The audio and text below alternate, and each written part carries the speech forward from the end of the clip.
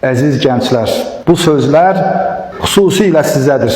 Çünki istehlak mədəniyyətinin ən çox hədəf aldığı nəsil sizsiniz. Bugünkü dünya sizə deyir, daha çox sahib ol, daha çox göstər, daha çox istehlak et, xərclə.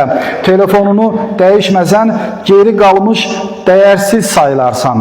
Dəbə uymasan, geridə qalmış hiss etdirilərsən.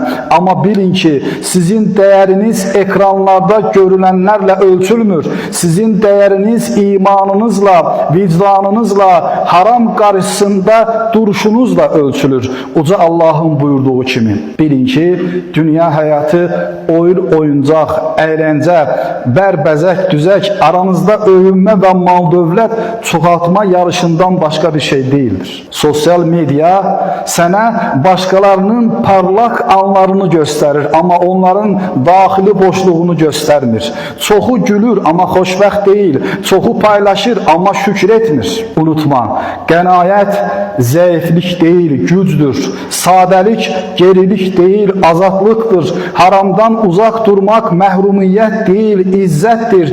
Gəncliyini boş ehtiraslara deyil, imanına, elminə, əxlaqına sərf et. Çünki bu xalqın gələcəyi sizin vicdanınızdan asılıdır. Möhtərəm möminlər, müsəlman əşyaların əsiri olmaz. O Allahın verdiyi nimətlərə şükr edər, artıq olanını paylaşar. Çünki bilir ki, israf təkcə fərdi günah deyil, ictimai fəlakətdir. Həyatımıza bir baxaq. Vaxtımızı nəyə sərf edirik? Qəlbimizi nə ilə doldururuq? Övladlarımıza nə miras qoyuruq? Yalnız mal mı, yoxsa iman və əxlaq mı? Əşyaya sahib olun, amma əşya sizə sahib olmasın. Dünyanı əlinizdə saxlayın, qəlbinizə salmayın. Allahım, bizi israfdan, tamahdan və dünya sevgisinin əsarətindən qoru.